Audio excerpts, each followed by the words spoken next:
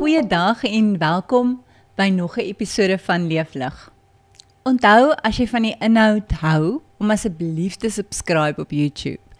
Ek vergeet elke keer om dit te sê. En steeds in die gees van geestesgesondheid wat reg oor die wêreld tans baie aandag kry, staan ons vandag stil by trauma. Trauma is ongelukkig iets waaraan so baie van ons al blootgestel is of deur is. Trauma is beslis 'n baie komplekse saak. Iets wat ons nie ligtelik oor praat nie. En daarom ons tema vandag: praktiese maniere om te begin heel van trauma. Kom ek vra, is 11 minute vir jou lank? Lank om dalk stil te wees of stil te sit. Maar nie lank as jy besig is met 'n taak of iets doen wat jy geniet nie. Maar as jy vat in Suid-Afrika, word iemand elke 11 minute verkrag. En dit is net die aangemelde gevalle. Die werklike getal is waarskynlik veel hoër, aangesien baie slagoffers nie aanmeld nie. Hoekom nie? Omdat aanmelding lei tot verdere trauma. Wanneer mense sou sê, maar jy jok, of jy daarvoor gesoek, of hoekom was jy daar? Of hoekom het jy so aangetrek? Of die slagoffer sien dood eenvoudig net nie kans om die aanvalle later in die oë te moet kyk en weer daardeur te moet gaan in die hof nie. Dit word uiteindelik 'n jou woord teen sy woord geval. En dit is die oorsaak dat baie gevalle nie aangemeld word nie. Kom ek vra, is 45 sekondes lank? Ook nie regtig nie, nê? Maar weet jy, wêreldwyd pleeg iemand elke 45 sekondes selfmoord. Ja, dis ondenkbaar en is skokkend, maar dis die wêreld waarin ons leef. En daarom staan ons vandag stil by trauma. Baie van ons het ongelukkig al trauma beleef. Dinge soos erge mishandeling, pyn, verlies, 'n kaping, 'n rooftog, 'n aanval. Ek weet, trauma is nie 'n maklike onderwerp nie. Dis nie iets wat jy net vinnig oorkom nie. Dis iets wat jy deurwerk. En as jy vandag luister en jy voel dalk nog stikkend of verward of kwaad, nou wil ek vir jou sê, jy is nie alleen nie. Daar is maniere om te begin heel word. Nie kitsoplossings nie, maar ware, volhoubare genesing. Nou kom ons begin deur vir mekaar net eers te sê, wat is trauma? Baie mense dink, dis die gebeurtenis, dis die ongeluk, die mishandeling, die aanval as sulks. Terwyl trauma is meer 'n persoon se reaksie op daardie baie diep ontstellende gebeurtenis. Party dink aan trauma as 'n fisiese soort besering.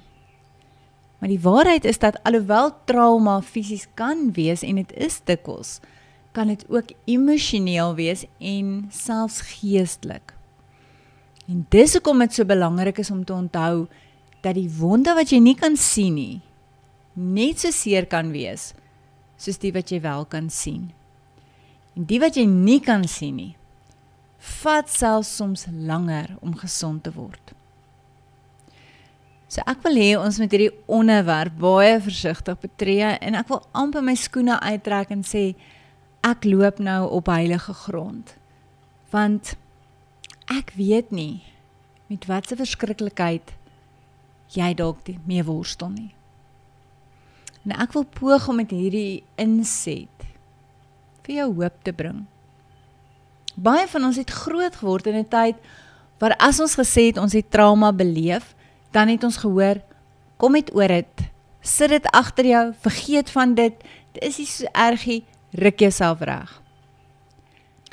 Maar wat ek as gevolg hiervan sien, is baie mense selfs ouer mense en ou mense, selfs in die 80, wat vandag nog sit met baie issues. Sommige baie ernstige issues soos verslawing of bitterheid oor die verlede. Omdat hulle nie toegelaat is om deur daai seer te werk nie. Hulle moes dit onderdruk en net stil bly daaroor. Ons sal dink maar, dis goed wat nou lank terug met iemand gebeur het toe hulle kinders was. Hoekom sal dit dan nou nog steeds, waar hulle soveel ouer is, hulle nog steeds so ry en so 'n invloed nog steeds op hulle hê? Kon hulle dit nie nou maar al vergeet het en agter hulle gesit het nie? Maar dit gebeur dat daardie kinderverwonding, as dit nie hanteer en verwerk is nie, bly soos 'n seer etter en inteendeel word dit dikwels erger. Byvoorbeeld, 'n groot man wat as 'n kind swaar gekry het, sy drankprobleem word vandag net erger en erger. En wie ly daaronder? Sy gesin. Verhoudings word vernietig omdat hy nie wil erken hy het 'n probleem nie. Die drank is uiteindelik 'n simptoom van die pyn wat lank gelede, wat nooit aangespreek en hanteer is nie. Die enigste manier om hier gesond te word is om dit na die oppervlakte te bring en te erken. En daardeur te begin werk met professionele hulp en met die Here aan jou sy.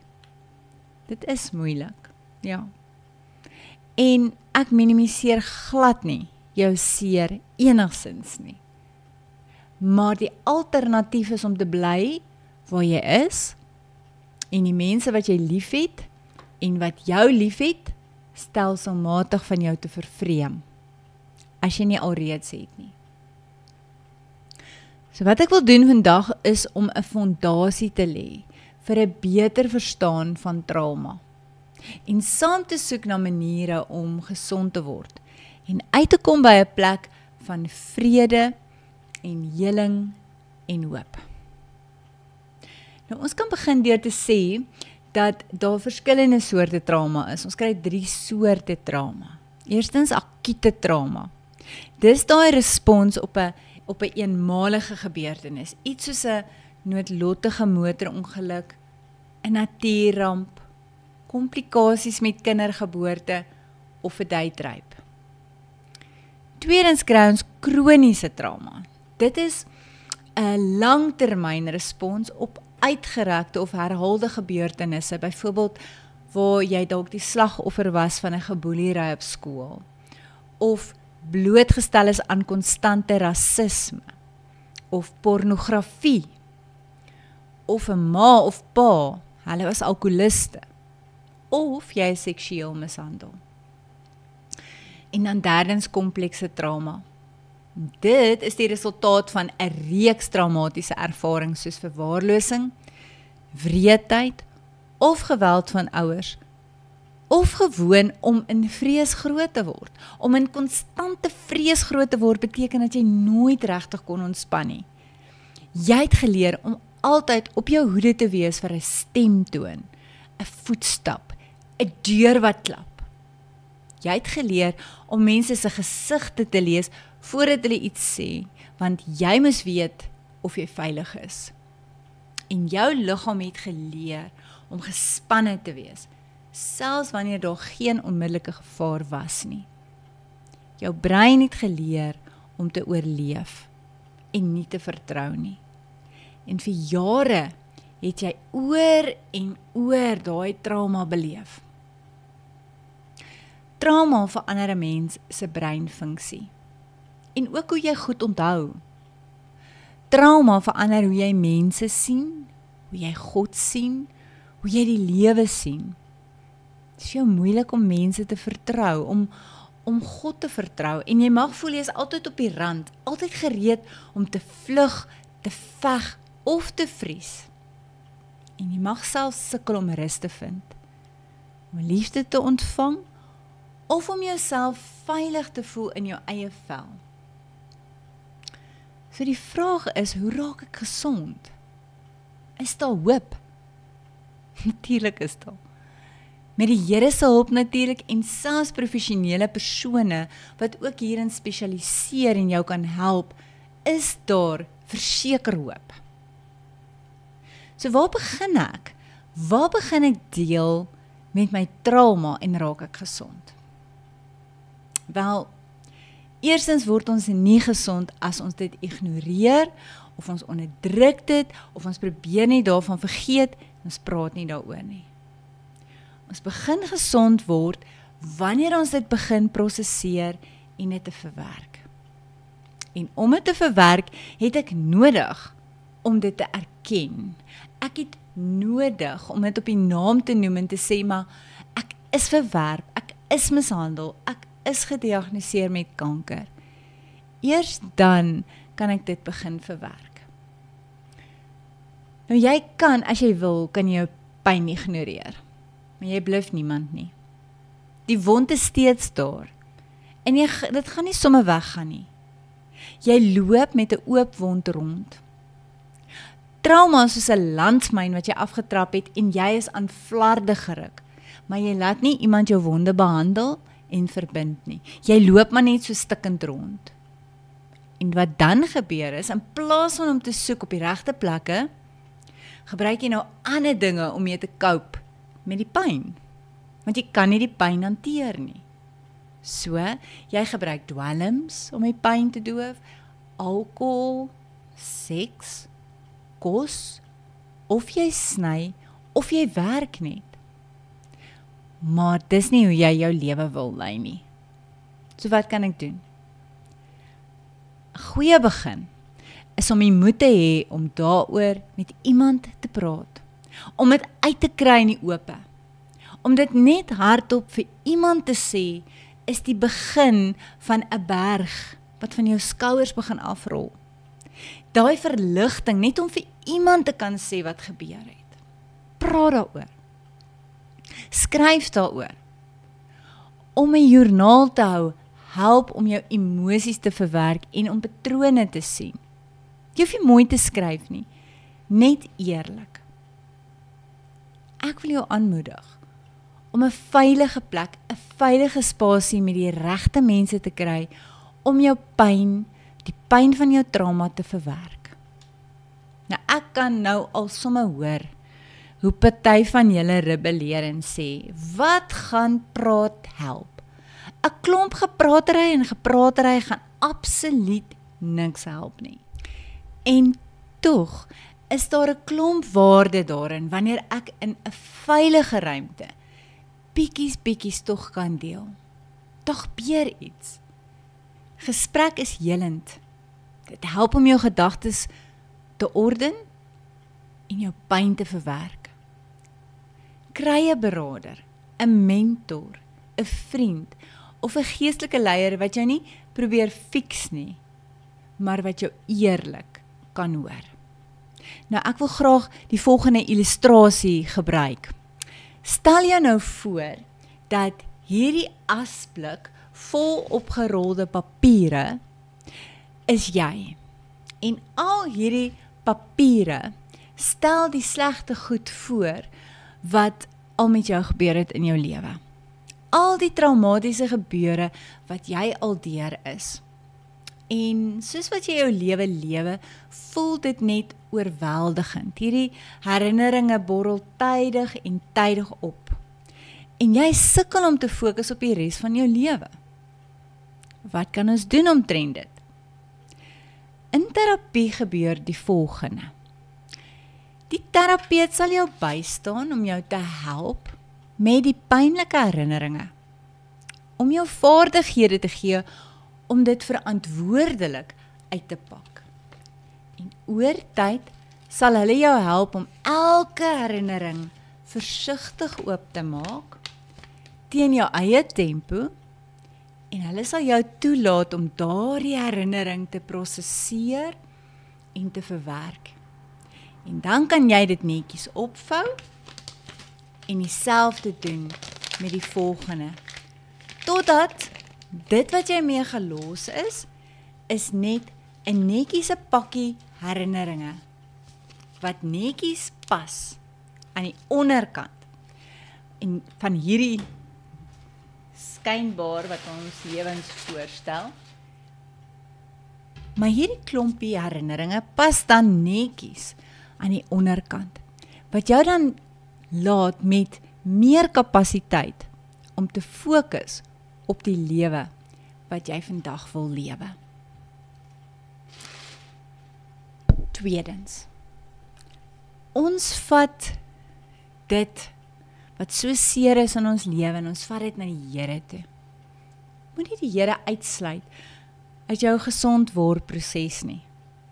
Ons roep tot die Here, ons praat met die Here, ons mag selfs by die Here kla en beklei oor dit. En dis wat iemand soos Paulus doen. Hy praat van 'n doring in die vlees.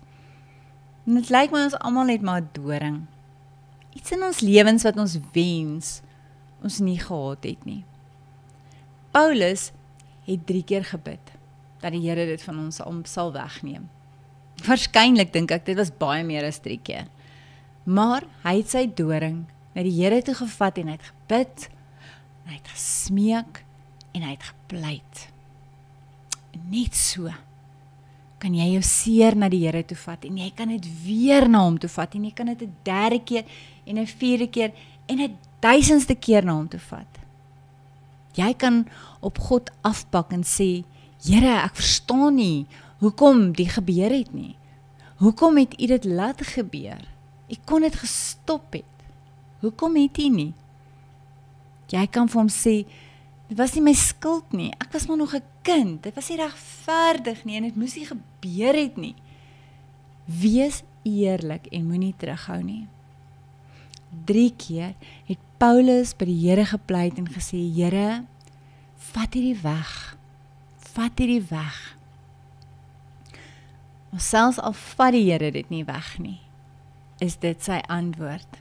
Hy sê vir Paulus, en hy sê vir ons, my genade is vir jou genoeg. My krag kom juis tot volle werking wanneer jy swak is. Want as jy swak is jy sterk. Miskien sit jy en jy luister en jy het 'n baie diep wond of 'n baie groot seer. Maar ek wil hê jy moet weet, niks kan sekerlik jou verlede verander nie. Maar die Here kan jou stikkende hart kan hy gesond maak. En hy kan vir jou 'n toekoms gee. 'n Toekoms wat nie deur pyn bepaal word nie, maar deur vrede en liefde. En dan kom ons by die 3de manier. En dis dalk die moeilikste een. Dis nie vir almal op dieselfde tyd nie. Maar dis iets wat ons met versigtigheid tog kan oorweeg. Jy mag miskien kwaad word as jy hierdie een hoor, want jy is nog nie reg daarvoor nie en dit is goed so en ons respekteer dit. En as jy nog nie reg is daarvoor nie, dan parkeer jy dit net eers, hierdie gedagte, en dan maak dan net of dit dalk vir later bedoel is. Die 3de een is ons soek na betekenis in ons trauma. Ons soek na doel.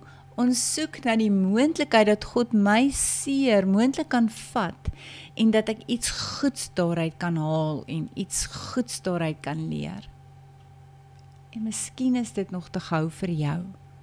Jy is nog nie reg nie, nog nie daar nie. Jy is dalk nog in skok of ontkenning. Dit is goed. Maar daar sal 'n punt kom wat jy, as jy deur jou trauma gewerk het en jy dit na die Here toe gebring, sal jy moontlik op 'n stadium dalk vra, maar wat moet ek nou hieruit leer? Wat kan ek positief hiermee doen? En dan kan jy dalk iets soortgelyk sê as wat Paulus gesê het. Hy het op 'n stadium gesê in Korintiërs, het hy gesê, God is die Vader wat hom ontferm. En die God wat in elke omstandigheid vir my moed gee. In elke moeilikheid bemoedig die Here ons, en daarom kan ons ook ander bemoedig wat in allerlei moeilikheid verkeer.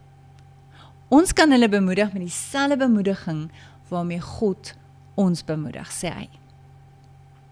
Nou, wie is die een wat hom oor ons ontferm en ons bemoedig? Ja, God. Hoekom? Sodat ons eendag weer ander kan bystaan en bemoedig. Mense wat dalk deur iets soortgelyk as ons gaan. En dan sal ek in 'n baie beter posisie wees om iemand by te staan. Want ek was al in 'n soortgelyke posisie as hulle. En nog 'n paar waarhede wat ek vir jou vandag kan saamgee om aan vas te hou is die volgende. Gee erkenning aan jou gevoelens. Jy mag verward, kwaad, leeg, bang of afgestomp voel. Dis absoluut 'n normale gevoelens in 'n abnormale situasie. Moenie jouself oordeel vir hoe jy voel nie. Trauma is nie net wat gebeur het nie. Dis ook hoe dit jou geraak het. So gee jouself toestemming om ook te treur. Jy mag tyd nodig hê. Jy mag afvoel. Jy mag huil. Dis nie swakheid nie. Dis deel van die proses om dit te verwerk. Moet ook nie jou pyn vergelyk met 'n ander se nie. Elke mens se pad is uniek. Let op na jou liggaam. Trauma leef nie net in jou kop nie, dit sit vas in jou lyf. En hierdie is 'n baie belangrike een.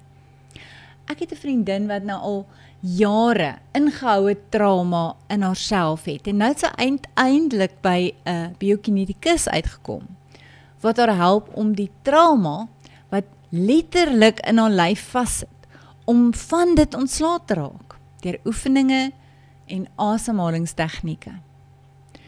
So oefening, asemhaling, slaap en 'n gesonde dieet is baie belangrik en dit help ons spanning te verlig. Probeer eenvoudige praktyke soos die grondingstegnieke, daai oefeninge wat ek vir julle nou die dag gegee het, of strek, of lê in 'n warm bad.